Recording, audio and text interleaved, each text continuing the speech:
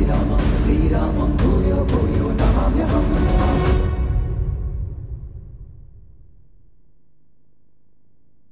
নমস্কার, সকলকে স্বাগত জানিয়ে শুরু করছি জীবনের আলো অনুষ্ঠান। সকলে নিশ্চয়ই খুব ভালো আছেন। আগামী দিনে আর দু একদিন বাদে হচ্ছে ভাদ্র মাস আসছে। এই ভাদ্র মাস খুব গুরুত্বপূর্ণ মাস এবং এই মাসে জন্ম হয়েছে শ্রীকৃষ্ণের জন্ম। এই মাসে বলা হয় কিনাথ লোকনাথ বাবারও জন্ম এবং তার সঙ্গে সঙ্গে এই মাসে জন্ম শনিদেবের জন্ম। সুতরাং এই মাসটা কি করবেন, কি খাবেন, কি খাবেন না, কিভাবে চলবেন অবশ্যই বলবো। কিন্তু শনিদেবকে নিয়ে যখনই আলোচনা হলো, শনিদেবের পিতার নাম কি? একজন কমেন্টস বক্সে লিখেছেন, আমার অন্য একটা প্রোগ্রামে শনিদেবকে নিয়ে আলোচনা করছিলাম, সেখানে দেখুন শনিদেবের পিতা হচ্ছেন স্বয়ং সূর্যদেব, অর্থাৎ সূর্যদেবের কিন্তু জ্যেষ্ঠ পুত্র হচ্ছে শনিদেব। এবং এটা নিয়ে যদি বিস্তারিত বলি তাহলে সত্যি করেই শনিদেবের যে এই আজকের দিনে এই জায়গায় পৌঁছানো, এবং এটা শনিদেবকে দেখবেন যে আমরা বারংবার বলি উনি ন্যায় দেবতা এবং উনি কর্মফলের ওপর কিন্তু উনি বিচার করেন। উনি একটা বিচারকের আসনে বসে আছেন এবং আপনি যা কর্মই করছেন না কেন, আপনি সেই লুকিয়ে করুন, জ্ঞানত করুন, অজ্ঞানত করুন, সমস্ত কর্মের কিন্তু ফলদাতা হিসাবে কিন্তু শনি কিন্তু অবশ্যই আপনার দিকে সেই কিন্তু সবসময় দৃষ্টি রেখেই দিয়েছে। অর্থাৎ আপনি কখন কি খারাপ করছেন, কি করছেন, সমস্ত হিসাব হচ্ছে এবং যখন সময় হবে আপনার ঠিক আপনাকে কিন্তু তার সঠিক ফল আপনাকে দিয়ে দেবে। তাই সেই জন্যই আজকের এই আলোচনা। অর্থাৎ এই শনিদেবের প্রথম অবস্থায় বলতে হয় যে রবি অর্থাৎ সূর্যদেবের সঙ্গে প্রথম বিবাহ হয়েছিল, সন্ধ্যার সঙ্গে বিবাহ হয়েছিল এবং সন্ধ্যার সঙ্গে বিবাহ হওয়ার পর সন্ধ্যা কিন্তু বলবো যে সূর্যদেবের সঙ্গে সে এক জায়গায় থাকতে চায়নি, কারণ সূর্যের যে রশ্মি, সূর্যের যে তাপ, সেক্ষেত্রে কিন্তু সে সহ্য করতে পারেনি। এবং যখন সহ্য করতে পারেনি তখন তার মতোই আর একজনকে সে কিন্তু সেখানে নিয়ে আসে এবং তার নাম দেয় ছায়া, অর্থাৎ ঠিক তার অনুরূপ তার দেখতে, এবং তাকে নাম দেওয়া হয়েছিল ছায়া। এবং এই ছায়া দেবীর গর্ভে কিন্তু এই শনিদেবের জন্ম। কিন্তু শনিদেবের পিতা হচ্ছেন কিন্তু সূর্যদেব। আর ছায়াদেবীকে রেখে, অর্থাৎ এখানে বলবো যে সূর্যদেবের কাছে ছায়াদেবীকে রেখে কিন্তু সন্ধ্যা কিন্তু সেখান থেকে তার বাপের বাড়ি চলে যায় এবং বাপের বাড়ি থেকে যখন তার রবির অর্থাৎ এখানে বলবো যে সূর্যদেবের যখন সন্তান হয়েছে তার শ্বশুরবাড়ির সকলে যখন জেনে গেছে, তখন কিন্তু তাকে কিন্তু বাধ্য করে আবার সেখানে তার শ্বশুরবাড়িতে চলে আসার জন্য ছায়াদেবীর, অর্থাৎ এখানে বলবো সন্ধ্যাদেবীর চলে আসার জন্য কিন্তু তার পিতৃদেব কিন্তু তাকে কিন্তু অর্ডার করে, আজ্ঞা করে এবং সে কিন্তু আসতে বাধ্য হয় এবং এসে দেখে যে এই পরিস্থিতি। তখন কিন্তু ছলনা কৌশলে এবং বিভিন্ন ছলনার দ্বারা কিন্তু সেখানে থেকে সেই ছায়াদেবীকে বিতাড়ন করে, আর সেখান থেকে ছায়াদেবীকে বাইরে অর্থাৎ সেই গৃহ থেকে তাকে অন্য জায়গায় যেতে বাধ্য করে এবং করে এটা সন্ধ্যা। এবং এই যে তার যে প্রথম সন্তান শনিদেব, তার শনিদেবের গায়ের বর্ণ হয়ে জায়গায় কালো হয়ে যায়। কেন?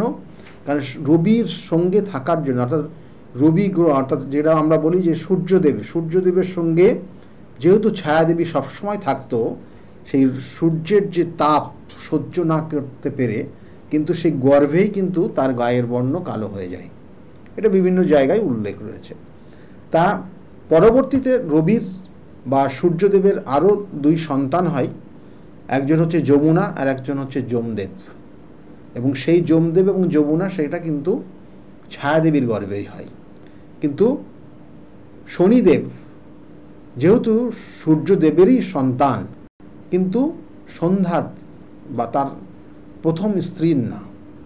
তাহলে এখানে এই যে জায়গাটা, এইখানে একটা সমস্যা আছে, এবং সেইটার জন্য শনিদেবের ওপর অনেক ধরনের অত্যাচারও করেছে তার অর্থাৎ সন্ধ্যা দেবী, এবং সেখানে তার বিভিন্ন ধরনের প্রাপ্তির থেকে তিনি বঞ্চিত হয়েছেন, তার নিজস্ব প্রাপ্তি তিনি পাননি। একসময় তিনি বিভিন্নভাবে অভিমানী হয়ে গেছিলেন, এবং সেই অভিমান ভাঙানোর জন্য তিনি স্বয়ং কিন্তু শিবের অনুমতি এসেছিল সেখানে, এবং স্বয়ং শিবকে তিনি, অর্থাৎ এখানে কিন্তু বলবো শনিদেব কিন্তু শিবকে গুরুদেবের মতো মানেন, এবং তিনি সেখানে কিন্তু তার কথা অক্ষরে অক্ষরে তিনি পালন করতেন। এবং সেই জন্য শিব কিন্তু পরবর্তী টাইমে তাকে তার যে পাওয়ার দেওয়া হয়েছিল, সেই পাওয়ার হচ্ছে মানুষের কর্মফল তিনি দেবেন। মানুষ অজ্ঞানত জ্ঞানত বিভিন্ন ধরনের পাপ কাজ বা শুভ কাজ, উন্নতিকর কাজ করে, সেই কাজের প্রতিফলন হিসাবে শনিদেবী একমাত্র তার ফল দিতে পারবে। এটা কিন্তু শিবের কিন্তু অনুমতি পেয়েছিল সেটা, এবং তাকে বলা হয়েছিল সেই রাশিচক্রে তার কিন্তু অবস্থান থাকবে, এবং মানুষের জীবন দশায় তার অবস্থান অবশ্যই থাকবে। এবং সেইভাবে কিন্তু আমরা শনিদেবকে কিন্তু কর্মপতি বলে, অর্থাৎ আমাদের জন্মছকের দশম ভাব এবং একাদশ ভাবকে শনি কন্ট্রোল করে। অর্থাৎ দশম ভাব হচ্ছে কর্মভাব, আর একাদশ ভাব হচ্ছে সাকসেসের বা সফলতার জায়গা। তাহলে এই দুটো জিনিস শনি কিন্তু কন্ট্রোল করে, এবং শনিকে সেই জায়গা দেওয়া হয়েছে। এবং এই শনিদেবের জন্ম বৃত্তান্ত আমরা তো যেমন বললাম, এবং তার সঙ্গে সঙ্গে পরবর্তীতেও আরও অন্যান্য অনেক তথ্য রয়েছে শনিদেবের। কারণ শনিদেব যখন তিনি নিষ্ঠার সঙ্গে ধ্যানে মগ্ন ছিলেন, তখন সেই সময় তার যিনি স্ত্রী ছিলেন, সেই স্ত্রী সে কিন্তু খুব সুন্দর সাজে তার সামনে এসেছিল, তাকে যাতে ধ্যান থেকে তাকে বের করা যায়, কিন্তু তিনি এতটাই ধ্যানে মগ্ন ছিলেন তার দিকে নজরই পড়েনি। তখন তার স্ত্রী তাকে অভিশাপ দিয়েছিল যে তুমি আমাকে এখন দেখলে না বা আমার দিকে কোনো নজর দিলে না, ভবিষ্যতে তুমি যার দিকে নজর দেবে, যার দিকে তাকাবে, সে কিন্তু নিঃস্ব হয়ে যাবে। এবং এই যে অভিশাপ, সেই জন্য বলা হচ্ছে শনির দৃষ্টি যেখানে যেখানে পড়ে, আমাদের ভাবজাটে শনি যেখানে থাকবে তার থেকে যেখানে দৃষ্টি পড়বে, অর্থাৎ দৃষ্টি শনিদেবের বা শনিগ্রহের দৃষ্টি হচ্ছে থার্ড হাউজে, সপ্তম হাউজে এবং দশম হাউজে দৃষ্টি দেয়। তাই শনিদেবের অবস্থানের পরিপ্রেক্ষিতে থার্ড হাউস এবং তার সঙ্গে সঙ্গে সপ্তম হাউস এবং দশম হাউস এটা কিন্তু পীড়িত হয়ে যায়, এবং খুব সাংঘাতিক একটা জায়গা সমস্যা তৈরি হয়। তাই এই দৃষ্টিটা দেওয়ার কারণে বা ওই যে অভিশাপের কারণে, তাই এই শনিদেবের জন্ম হচ্ছে ভাদ্র মাসে হয়েছিল। এই মাসকেই বলা হয়, সেই জন্য এই শনিদেবের একজন তিনি ছিলেন সাত্ত্বিক দেবতা। তিনি কর্মফল, আমি আবার বলছি, তিনি কর্মফল দিয়ে থাকেন, অর্থাৎ মানুষের কর্ম অনুযায়ী তাকে ফল দেন। এবং অনেক দেবতাকে মানে অনেকেই আপনারা দেখবেন যে শনিদেবকে আমরা ভয় পাই, কিন্তু আমরা আবার বারবার বলবো যে শনিদেবকে ভয় পেয়ে লাভ নেই। আপনি আপনার কর্মের ওপর ভয় পান, আপনি আপনার কথার ওপর ভয় পান। আপনি কি বলছেন সেটাকে যদি আপনি সংযত হয়ে বলেন, তাহলে অবশ্যই আপনি শনিদেব আপনাকে শুভ চোখে দেখবে। যদি আপনি যে কর্মটা করছেন সেটা যদি সত্যিই খারাপ হয়, সেই কর্মটা করবেন না। সেই জন্য বলা হচ্ছে আপনি আপনার কর্মের ওপর আপনি যদি ভয় পান, আপনি আপনার কথা যেটা বলছেন সেটার ওপর যদি আপনি ভয় পান, তাহলে আপনি আপনার জীবনের নির্দিষ্ট লক্ষ্য পৌঁছাতে পারবেন এবং শনিদেব আপনাকে সহযোগিতা করবে। আপনি যা খুশি বলছেন, যা কিছু করছেন, যা মনে আসছে আপনি সেটা করে ফেলছেন অহংকার জেদের কারণে, তাতে কিন্তু শনিদেব আপনার ওপর রুষ্ট হচ্ছে এবং দিনের পর দিন আপনার সেই অভিশাপের জায়গা দিন দিন সঞ্চিত হচ্ছে। এবং একটা সময় যখন শনি আপনার ক্ষেত্রে 7.5 বা শনির যখন দশা চলবে, তখন আপনাকে কিন্তু এই ফল দেবে। এবং শনি আপনাকে মারবে না, আপনাকে দগ্ধ করে মারবে, অর্থাৎ আপনাকে দগ্ধ করে দেবে এবং আপনাকে পিওরিটি নিয়ে আসবে আপনার মধ্যে, আপনাকে এতটাই আগুনে দগ্ধ করবে আপনার মধ্যে, যাতে যেমন সোনাকে আমরা বিভিন্ন অ্যাসিড দিয়ে সেটাকে জ্বালিয়ে, আগুনের মাধ্যমে জ্বালিয়ে পিওর 100%-এর জায়গায় নিয়ে আসি, সেই রকম আপনার মধ্যেও শনি সেই 100%-এর জায়গা দেবে। সেই জন্য শনির যাদের কুপ্রভাব রয়েছে, শনির 7.5 যাদের চলছে, বা শনির যাদের অশুভ কানেকশান, যেটা বলা হয় শনির সঙ্গে রাহুর শাপিত দোষ, বারংবার জীবনে বাধা, কারণ আপনার আগের জন্মের কর্মফল আপনাকে সেই শনি দিচ্ছে, এগুলো নির্দিষ্টভাবে তার প্রায়শ্চিত্ত রয়েছে, তার প্রতিকার প্রতিবিধান আছে। শনি কেতু শাপিত দোষ হয়ে আছে, শরীর স্বাস্থ্য ভালো যায় না আপনার, অহেতুক আপনি সমস্যার মধ্যে ডুবে যান।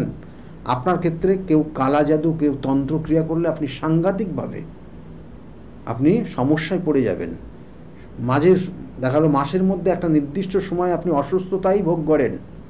তাহলে এই সাধু সর্প যোগ, এগুলোর কিন্তু সঠিক প্রতিকার প্রতিবিধান আছে।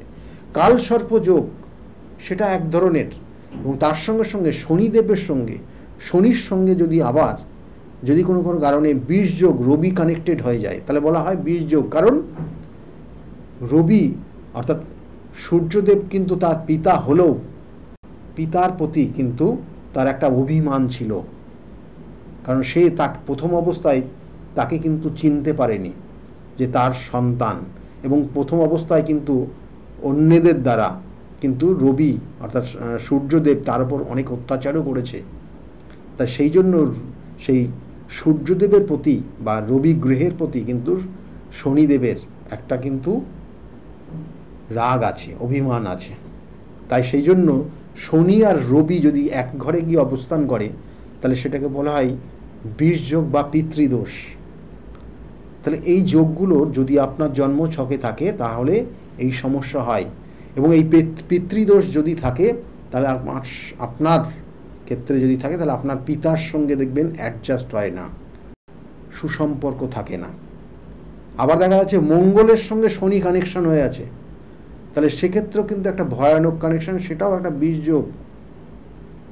এবং আপনার মধ্যে শরীরের মধ্যে দিনের পর দিন রোগে বাসা বাঁধবে, এবং আপনার ক্ষেত্রে হওয়া কাজে বাধা তৈরি হবে, এবং আপনি দেখবেন না কিছু সমস্যা আপনার জীবনে সারাটা জীবন থেকে যাবে। এবং বিশেষ করে বলা হচ্ছে সম্পত্তি সংক্রান্ত উত্তরাধিকারী বিষয় নিয়ে আপনার জীবনে সমস্যা থাকবে। তাহলে এই জিনিসগুলো আমাদের বলা হচ্ছে কর্মফল, আগের জন্মের ফল, এবং এগুলো প্রতিকার প্রতিবিধান অবশ্যই রয়েছে। সেই জন্য বলা হচ্ছে শনিদেব সর্বদাই কর্মদাতা, শনিদেবের জন্য সর্বদা, এবং সেই জায়গাটা আপনাকেও প্রস্তুত থাকতে হবে, আপনি যাতে ভালো কর্ম করেন সেদিকে লক্ষ্য রাখতে হবে, এবং তিনি সবার অলক্ষ্যে আপনাদের উপর সর্বদাই দৃষ্টি দিচ্ছেন। কর্ম যদি সঠিক না করে থাকেন তাহলে বক্র দৃষ্টি বা কুদৃষ্টি আপনার উপর একদিন না একদিন শনিদেব নিক্ষেপ করবে, এবং তখন আপনি কিন্তু সাংঘাতিকভাবে খারাপ জায়গায় চলে যাবেন, সাংঘাতিকভাবে মানসিক যন্ত্রণা পাবেন, সাংঘাতিকভাবে আপনার খুব প্রিয় মানুষগুলো আপনার থেকে দূরে সরে যাবে, সাংঘাতিকভাবে আপনার জীবনের হতাশার জায়গা চলে আসবে, সাংঘাতিকভাবে আপনি যে কর্ম করছেন কর্মচ্যুত হয়ে যাবেন আপনি। এতটা আপনার জীবনে ভয়ানক পরিস্থিতি নিয়ে আসতে পারে শনিদেব। তাই শনিদেবের এই ভাদ্র মাসে জন্ম হিসাবে আপনি কি কি করবেন, কি কি করবেন না একটু বলে দিই। আর চেষ্টা করবেন এই ভাদ্র মাসের যে নির্দিষ্ট তিথি নক্ষত্রগুলো রয়েছে সেই তিথি নক্ষত্র অনুযায়ী আপনার যে সমস্যাগুলো বললাম সেগুলোর প্রতিকার প্রতিবিধানের জায়গা রয়েছে, সেগুলো যদি করতে পারেন আপনার জীবনটা স্মুথলি চলবে, ভালো জায়গায় পৌঁছাতে পারবেন, আপনার জীবনের লক্ষ্য পূরণ করতে পারবেন। কারণ আপনার ক্ষেত্রে শাপিত দোষ, আপনার ক্ষেত্রে দেখা গেলো কোনো কারণে দেখা গেলো যে বিষ যোগ, বা আপনার ক্ষেত্রে দেখা গেলো সাধু সর্প যোগ, এগুলো আপনার জীবনকে ব্যর্থতার জায়গায় নিয়ে আসছে। সে হতে পারে কর্মজীবন, হতে পারে সাংসারিক জীবন, হতে পারে আপনার বিবাহের ক্ষেত্রে বাধা, হতে পারে আপনার সম্পত্তি সংক্রান্ত কোনো সমস্যা, হতে পারে আপনার ক্ষেত্রে আপনার পিতার সঙ্গে অ্যাডজাস্টমেন্ট না হওয়া, বা হতে পারে আপনার জীবনে যেটা পাওয়া উচিত আপনি জীবনে সেটা পাচ্ছেন না। তাহলে এগুলোর প্রতিকার প্রতিবিধানের একটা নির্দিষ্ট মাস রয়েছে, এই ভাদ্র মাস। এবং এই ভাদ্র মাসে আপনি কি করবেন, যেহেতু শনিদেবের জন্মমাস, আপনাকে কিছু নিষ্ঠার সঙ্গে কিছু পালন করলে অবশ্যই ভালো হবে। প্রথম অবস্থা বলবো, ভাদ্র মাসে কেউ লাউ খাবেন না, লাউ খাবেন না ভাদ্র মাস।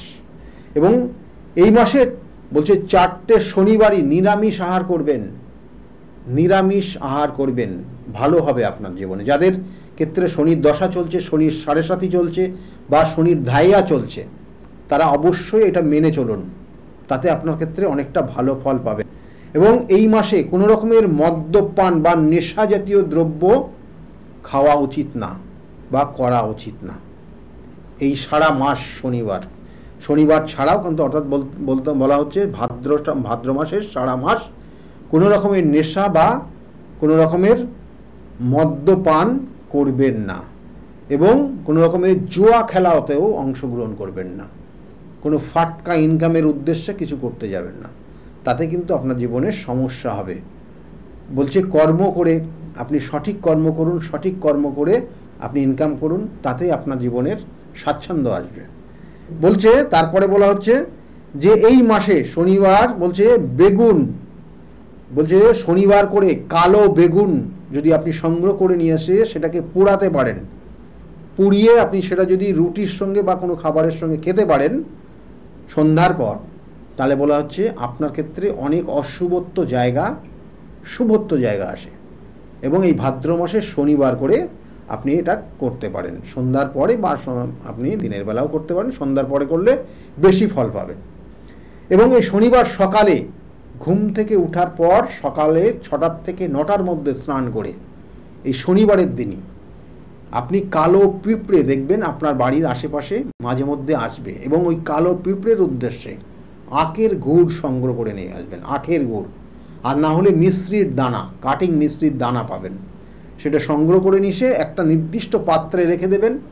সারা ভাদ্র মাসটা আপনি ওই কাটিং মিশ্রি বা আখের গুড়কে ওই পাত্রের মধ্যে প্রত্যেক দিন সকাল 6টার থেকে 9টার মধ্যে স্নান করে শুদ্ধ বস্ত্রে সেখানে অল্প পরিমাণ করে প্রত্যেক দিন দেখবেন কালো পিঁপড়ের দল বেঁধে এসে সেটা খেতে থাকবে, এবং যত আসবে যত বাড়বে আপনার শুভত্ব জায়গা তৈরি হবে। আপনার জীবনের যে হতাশার জায়গা, আপনার জীবনে মনে হচ্ছে কিচ্ছু হবে না, আপনার জীবনে একটা টেনশন ডিপ্রেশন কাজ করছে, এখান থেকে বেরিয়ে আসবেন। দেখা গেলো আপনার খুব কাছের মানুষগুলো আপনাকে ভুল বুঝছে, কারণ যাদের শনির 7.5 শনির দশা শনির ধাইয়া চলে তাদের ক্ষেত্রে কিন্তু এই সমস্যাগুলো বিশেষ করে থাকে।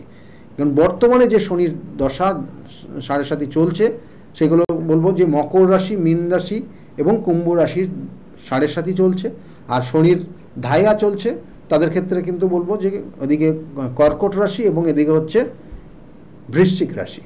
আর যাদের শনির দশা চলছে, দশা অন্তর্দশা প্রত্যন্তদশা, তারা তো আপনাদের জন্মছক দেখলেই বুঝতে পারবেন।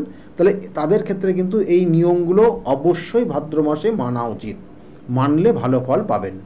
শনিবার করে কালো কুকুর বা কালো কাক, বলতে কালো কুকুর বা কাকের উদ্দেশ্যে রুটি বা বিস্কুট দিন, রুটিন দিন, না হলে বিস্কিট দিন কালো কুকুর বা কাকের উদ্দেশ্যে। শনিবার করে দিন, আপনার ক্ষেত্রে অনেক অশুভত্ব জায়গা তৈরি হবে। আর তার সঙ্গে সঙ্গে বলছে এই মাসে কেউ নীল রঙের বস্ত্র পরবেন না, নীল রঙের বস্ত্র পরিধান করা নিষেধ। ভাদ্র মাসে নীল বস্ত্র পরিধান করলে আপনার ক্ষেত্রে ডিপ্রেশনটা বেশি হবে। এবং ভাদ্র মাসে বলা হচ্ছে স্কাই ব্লু, অর্থাৎ বলা হচ্ছে আকাশি কালারের কোনো বস্ত্র পরতে পারেন, আকাশি লাইট, যে আকাশি কালার যেটা রয়েছে লাইট স্কাই ব্লু, সেটা আপনি যদি ধারণ করেন বা পরতে পারেন বস্ত্র হিসাবে, সেক্ষেত্রে কিন্তু আপনার ক্ষেত্রে ওই নির্দিষ্ট দিনগুলো খুব ভালো যাবে, আনন্দের সঙ্গে কাটাতে পারবেন। এবং এর সঙ্গে সঙ্গে বলছে শনিবার সন্ধ্যায় কিন্তু মন্দিরে পূজা দিয়ে আসবেন। এবং এখানে বলবো শনিবারের দিন সন্ধ্যাবেলা আপনি শনি মন্দিরে যেখানে পাবেন সেখানে গিয়ে মন্দিরের পাশের থেকে, সামনে যাবেন না, সাইড থেকে যিনি পণ্ডিত থাকবেন সেই পণ্ডিতের হাতে আপনি সেখানে কি বলছে 8টি কালো ধূপকাঠি জ্বালাবেন। আর কি করবেন না, সেখানে তিলের তেল বা সর্ষের তেল বা তিলের তেল 250 গ্রাম সেখানে দিয়ে আসবেন, দান করে আসবেন। আর সেখানে আপনি আর কি করতে পারেন বলছে, নীলকণ্ঠ ফুল দিয়ে আসতে পারেন এবং 5 রকমের ফল সেখানে দিয়ে আসতে পারেন। এবং এটা দেওয়ার পর সেখানে ধূপকাঠি জ্বালাবেন আর ওই সর্ষের তেল বা তিলের তেল 250 গ্রাম সেখানে দিয়ে দান করে আসবেন। পণ্ডিতজি যিনি থাকবেন তার কাছে নাম গোত্রটা দিয়ে তাকে দিয়ে বলবেন যে পুজো করে দিতে, আর সঠিক দক্ষিণা দিয়ে আসবেন। এটা আপনি করতে পারেন শনিবার দিন করে ভাদ্র মাস, তাতে আপনার ক্ষেত্রে শুভত্ব জায়গা তৈরি হবে। এবং এর সঙ্গে সঙ্গে বলবো যে আপনি তুলসী মন্দিরে আপনি বাতাসা, লাল রঙের বাতাসা, মানে দেখবেন হলুদ রঙের বাতাসা পাওয়া যায়, যেটা গুড়ের বাতাসা হয়, শনিবার, মঙ্গলবার বা আপনার জন্মবার উদ্দেশ্যে তুলসী মন্দিরের কাছে গিয়ে সন্ধ্যাবেলা আপনি সেটা অনেক বাচ্চাদেরকে ডেকে সেখানে সেটা আপনি বলা হয় হরির নোট, এটাকে বলা হয়, এটা আপনি দিতে পারেন, বিলাতে পারেন। তাছাড়াও কিন্তু শনিবার করে কোনো দুস্থ মানুষ তাদেরকে আপনি সহযোগিতা করতে পারেন। তাছাড়াও শনিবার করে কোনো বালকের উদ্দেশ্যে তাকে কিছু খাবার দান দিতে পারেন বা তাকে কোনো গিফট হিসাবে কোনো কিছু দিতে পারেন, তাতে আপনার ক্ষেত্রে উন্নতি হবে। এবং তুলসী গাছের গোড়ায় প্রত্যেক শনিবার ছাড়াও প্রত্যেকটা দিন এই ভাদ্র মাসের একটা করে মাটির প্রদীপ জ্বালিয়ে দেবেন। এই মাটির প্রদীপ প্রত্যেক দিন সন্ধ্যাবেলা জ্বালাবেন এবং ওর নিয়ম মতো ও নিজের থেকে যতক্ষণ জ্বলবে ততক্ষণ জ্বালাবেন। এবং যাদের শনির দশা, শনির 7.5 বা শনির ধাইয়া চলছে, খুব সমস্যা, কঠিন সমস্যার মধ্যে আছেন, তাদেরকে একটা করণ ক্রিয়া বলছি, এই ভাদ্র মাসে শনিবার করে করবেন। 4টে শনিবার বা 5টা শনিবার, যে কটা শনিবার পাবেন করবেন। কি করতে হবে বলছে, একটা চেলি কাপড়ে, যদি আপনি সেটা সাদা চেলি কাপড় হয় তাহলে খুব ভালো হবে, বা সাদা কাপড় নেবেন, সেই সাদা কাপড়ের মধ্যে 1 মুঠ কালো তিল দেবেন, 1 মুঠ মাসকলাই রাখবেন, 1 মুঠ সর্ষে রাখবেন, কালো সর্ষে, একটা লোহার টুকরো তার মধ্যে রাখবেন এবং ওই পুটলিটা ভালো করে নীল সুতো দিয়ে জড়াবেন। জড়িয়ে আপনার কিন্তু মাথার থেকে পা পর্যন্ত অ্যান্টি ক্লক ওয়াইজ 3 বার ঘুরিয়ে আপনি সেই পুটলিটাকে নিয়ে শনি মন্দিরের সামনে কোথাও রেখে আসবেন। তাতে আপনার ক্ষেত্রে অনেক অশুভ কানেকশানটার থেকে আপনি বেরিয়ে আসতে পারবেন এবং ভালো থাকতে পারবেন। কারণ আমি বারবার বলি, সঠিক প্রতিকার, সঠিক প্রতিবিধান, সঠিক গাইডলাইন একটা জীবনকে পরিবর্তন করতে পারে। আপনার জীবনের নির্দিষ্ট লক্ষ্যে আপনি পৌঁছাতে পারেন, যেগুলো বিগত দিনে বহু মানুষ যারা আমার কাছে এসেছিল আজকের জায়গায় দাঁড়িয়ে তারা ভালো জায়গায় রয়েছে।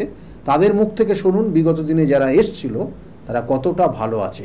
সুতরাং এই নির্দিষ্ট সময়গুলোকে কাজে লাগাতে হবে এবং সঠিকভাবে তার গাইডলাইন নিতে হবে। আমার চেম্বারগুলো রয়েছে, চেম্বারগুলো একটু বলে দিই। প্রত্যেক রবিবারের দিন আপনারা পাবেন 2টো থেকে 6টা পর্যন্ত কাঁচরাপাড়া চেম্বার নিজ গৃহ মন্দিরে রয়েছে। সোমবারে রয়েছে ব্যারাকপুরে 12টা থেকে 4টে পর্যন্ত, এবং ওই সোমবারেই 5টা থেকে 8টা পর্যন্ত আপনারা পাবেন শ্রীরামপুরে চেম্বার রয়েছে। প্রত্যেক মঙ্গলবার কালীঘাট লেক মল অর্থাৎ রাসবিহারীতে যে লেক মল রয়েছে তার পিছনে চেম্বার, প্রত্যেক মঙ্গলবার পাবেন এখানে সন্ধ্যাবেলা। এবং বুধবার করে কিন্তু হাওড়া চেম্বার রয়েছে, বৃহস্পতিবার কৃষ্ণনগরের চেম্বার, শুক্রবার রয়েছে হাতিবাগানের চেম্বার। এছাড়াও কিন্তু স্কলের দিকে লক্ষ্য রাখুন, নিচে লেখা থাকবে কোথায় কখন চেম্বার যাচ্ছে। এছাড়াও কিন্তু বর্ধমানে পাবেন, মেচেদায় পাবেন, বহরমপুরে পাবেন, তারাপীঠেও চেম্বার রয়েছে। এবং আমার নির্দিষ্ট যে কাজগুলো, প্রতিকার প্রতিবিধানগুলো, সেগুলো কখনো তারাপীঠে হয়, কখনো কামাখ্যাতে হয়, কখনো বেনারসে হয়। এবং তাছাড়াও প্রত্যেক অমাবস্যার দিন করে কিন্তু আমার নিজ গৃহ মন্দিরে কিন্তু সঠিক নির্দিষ্ট নিষ্ঠার সঙ্গে যে নির্দিষ্ট পদ্ধতিগত মেনে সেই প্রতিকার প্রতিবিধানগুলো করা হয়। যাক, যদি মনে করেন যোগাযোগ করবেন, অবশ্যই বুকিং নম্বরে ফোন করবেন। আর বিগত দিনে যারা এসেছিল তারা আজকের জায়গায় কত ভালো আছে, তাদের মুখ থেকে শুনুন কতটা ভালো তারা রয়েছে। আজকের মতো এই পর্যন্তই। সকলে খুব ভালো থাকুন। নমস্কার। ডক্টর গৌতম শাস্ত্রী। আর 5 জন অ্যাস্ট্রোলজারের থেকে কেন তিনি আলাদা? স্বাভাবিকভাবে আপনাদের মনে এই প্রশ্ন আসতেই পারে। দূর দূরান্ত থেকে নানান সমস্যায় জর্জরিত মানুষ ছুটে আসে তার কাছে। গ্রহদোষ হোক কিংবা কাল সর্পদোষ, অথবা ধরুন মাঙ্গলিক দোষ কিংবা অন্য যে কোনো সমস্যা, তারা জানেন সব সমস্যা স্থায়ী সমাধানে এক এবং অদ্বিতীয় ডক্টর গৌতম শাস্ত্রী। চলুন আজ আপনাদের সাথে পরিচয় করিয়ে দিই এমন কিছু মানুষের এবং শুনে নিই তাদের কথা। নমস্কার, আমি শর্মিষ্ঠা।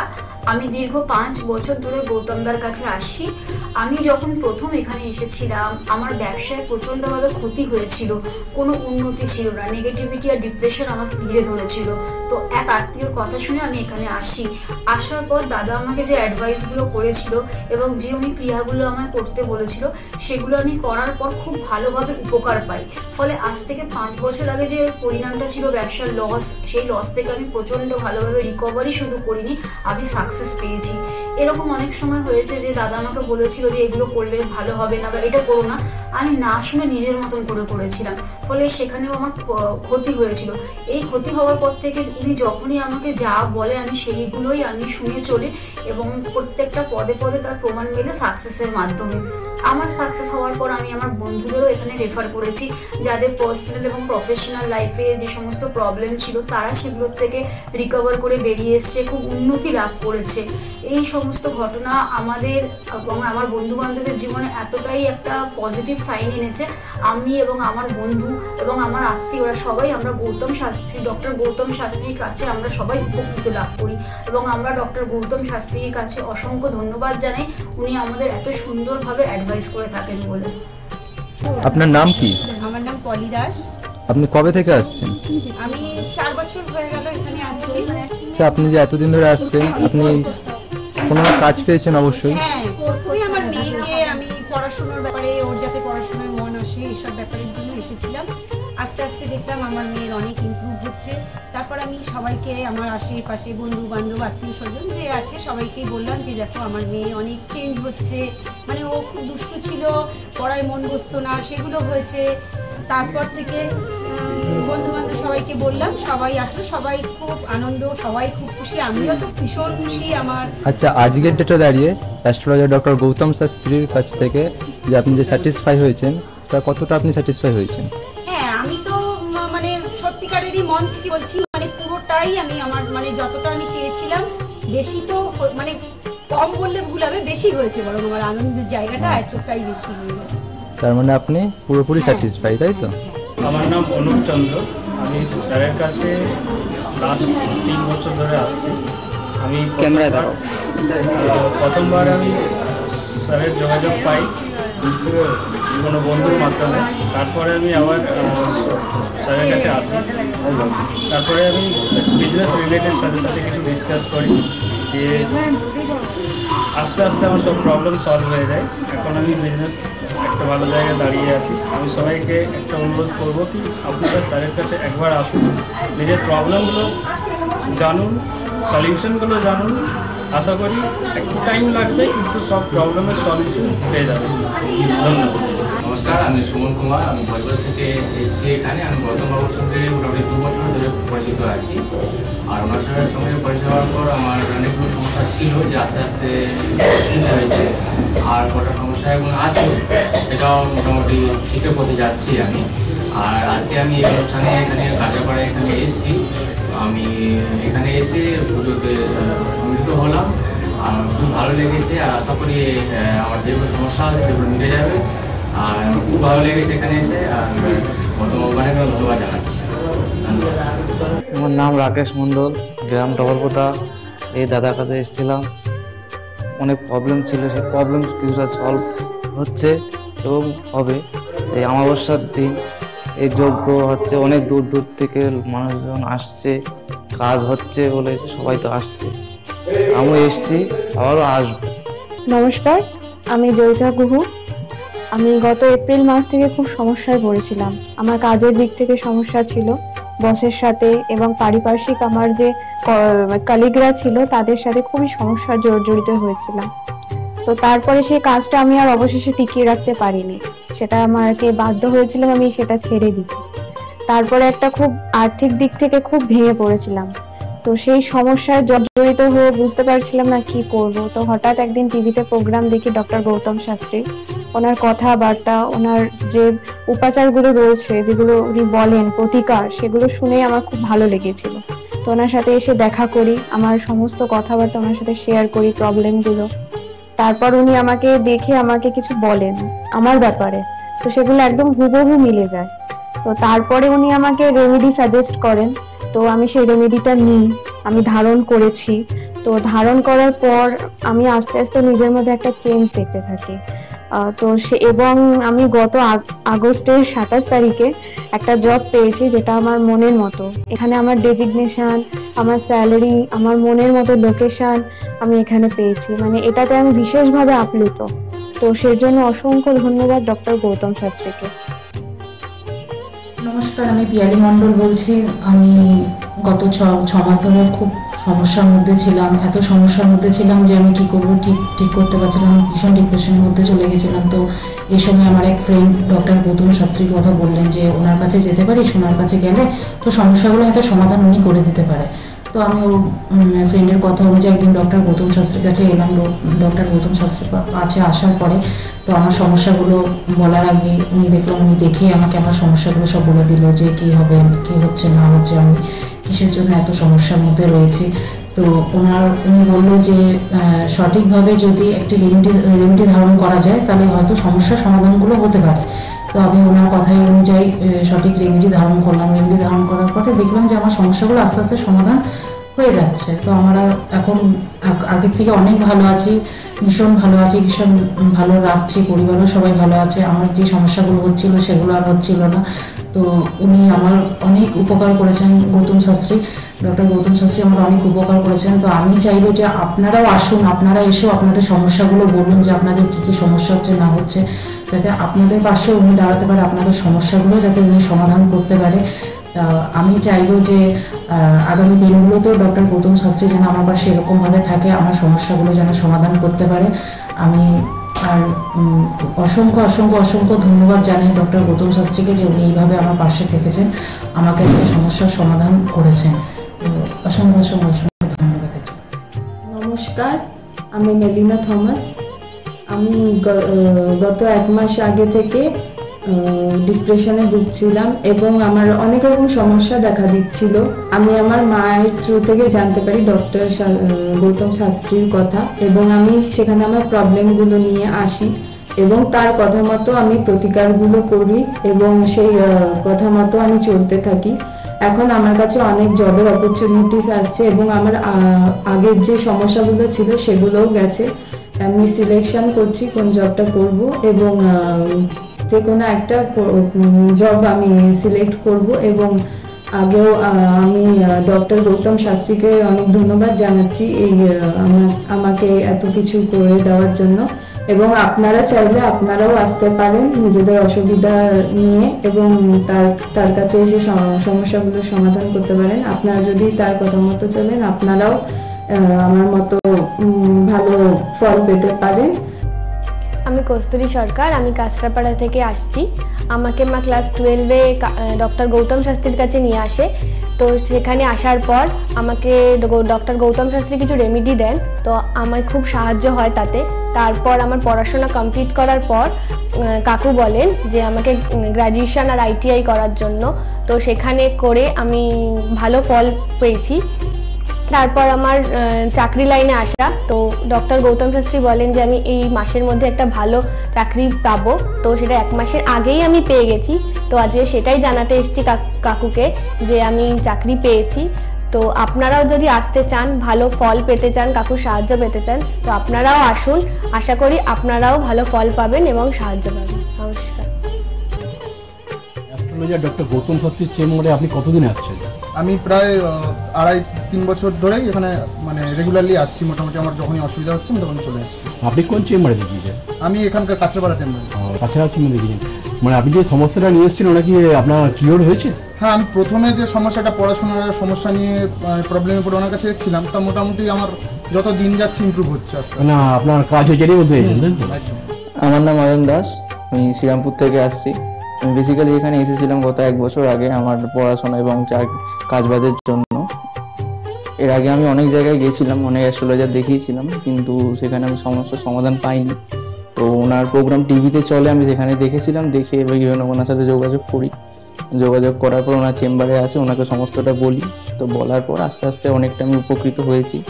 কিছুটা আমার যেমন অবস্থাটা খারাপ হয়ে গেছিলো যতটা, তার থেকে অনেকটাই বেটার আছি। আশা করব ভবিষ্যতের থেকেও ভালো ফল পাবো। আমি আপনাদের অনুরোধ করবো আপনারা এসে দেখতে পারেন, যাদের অনেক সমস্যা চলছে এখানে এসে একবার কন্ট্যাক্ট করুন। ওনার শো চলতে থাকে টিভিতে, ওখান থেকে যোগাযোগ করতে পারেন ওনার সাথে, অবশ্যই আপনারা ফলাফল পাবেন। আমি হালিশহর থেকে এসেছি, ধরো আমার নাম তো মলিনা ঘোষ। কিন্তু তোমার কি হয়েছে বলো তো, আমি দাদার কাছে অনেক বছর ধরে, মানে কয়েক বছর ধরে ভালোই এসেছি। আমি অনেক বিপদে পড়েছিলাম, তো তখন আমি এক টিভি চ্যানেলে দেখে, সবাই কিন্তু প্রোগ্রাম দেখে, সব সিরিয়াল দেখে, সব কিছু দেখে, কিন্তু আমি ওই সিরিয়াল সব কিছু ছেড়ে আমার এমন বিপদ হয়েছিল, আমি শুধু টিভির কাছে বসে শুধু এই শাস্ত্রী চ্যানেলগুলো দেখে দেখে আমি মনে ভাবতাম আমি কাকে মনের মতন পাবো।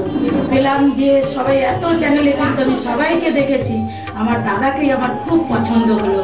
আমি খোঁজ করতে করতে করতে করতে আমি এমন বিপদ যে আমি এই বিপদে কি করে উঠবো, তখন ওই দাদার কাছে আসলাম। খোঁজ পেয়ে চিকিৎসা করতে করতে তখন দাদার কাছে এসে আমার অনেক বড় বিপদ ছিল, আমার ছেলে স্বামী সব নিয়ে আমার বাড়ির খুব অবস্থা খারাপ ছিল। আজকে ওনার কাছে এসে আমি অনেক উপকার পেয়েছি। আমি সবার কাছে বলছি, আমি এত লোক দেখছি, আমি বলি একটু যদি দাদার কাছে এসে সব ধৈর্য ধরে, কারোর বিফল হবে না, তার ফল ছাড়া বিফল হবে না। আমি ভাবি যে আমি অনেক লোকও পাঠিয়েছি, আমরা যদি প্রচার করতে পারি, অনেকে আছেন এই দাদার কথা বলবো না, বলবো না, কিন্তু না বলেন, মানুষ যদি বিপদের হাত থেকে বাঁচে সবারই তো ভালো হয়। কিন্তু দাদার কাছে আসার পরে আমার এমনও মাঝে একটা এমনও বিপদ গেছে, এই দাদাই আমাকে এই বিপদের হাত থেকে উঠিয়েছে। এর জন্য আমি দাদার কাছে সারা জীবনের জন্য কৃতজ্ঞ থাকি। দাদাকে চাই দাদাও ভালো থাকুক, আমরাও যেন দাদার কাছে এসে দাদা আরো সুস্থভাবে যেতে পারি। শুনলেন তো, এনাদের প্রত্যেকের আশা, ভরসা এবং বিশ্বাসের একটাই নাম, ডক্টর গৌতম শাস্ত্রী, যার সম্পর্কে আমরা এত কিছু শুনলাম। চলুন এবার দেখে নিই তিনি কি বলছেন। আজকের যে ফিডব্যাক আপনারা পাচ্ছেন, এগুলো কিন্তু আমার সবটাই আমার গুরুদেবের আশীর্বাদ। কারণ গুরুদেব আমাদেরকে একটা জিনিসই বলেছিলেন যে যেভাবেই হোক মানুষকে উপকার করলে তোমার কিন্তু আগামী দিনে দেখবে তোমার মানুষ কিন্তু তোমার পাশে এসে দাঁড়াবে। এবং সেইভাবেই আমি কিন্তু যেভাবে সকলের উপকার বা আমি যতটা কাজ করছি সকলে উপকৃত হচ্ছে, এবং এর জন্য আমিও কিন্তু খুব আনন্দ পাই যখন তারা বলে যে না দাদা, আমি আপনার এই কারণে এই জন্য এসেছিলাম, এই কাজটা আমি পেয়ে গেছি। সুতরাং আমিও চাই যে এইভাবে মানুষের পাশে থেকে মানুষকে সহযোগিতা করে মানুষকে আরও ভালো জায়গায় পৌঁছে দেওয়া। যাদের খুব দুঃখের মধ্যে, কষ্টের মধ্যে আছে, তাদেরকে কিছুটা গাইড করে তারা যদি আরও ভালো জায়গায় যেতে পারি এবং ভালো জায়গায় তাদেরকে যদি নিয়ে যেতে পারি, এটাই হচ্ছে আমার মেন উদ্দেশ্য। অর্থাৎ তারা যদি আরও ভালো জায়গায় যেতে পারে, সেখান থেকে যে আনন্দ উপভোগ করতে পারবো আমি, সেটা কিন্তু চিরস্থায়ী থেকে যাবে। তাহলে আর দেরি কেন, চটপট ফোন করুন 9836410969 অথবা 8335805241 এই নাম্বারে। শুধুমাত্র একটি ফোন, যা পাল্টে দিতে পারে আপনার গোটা জীবন। জ্যোতিষবিদ, বাস্তুবিদ, হস্তরেখা বিশারদ ও gold medalist doctor Gautam Shastri, এক এবং অদ্বিতীয়।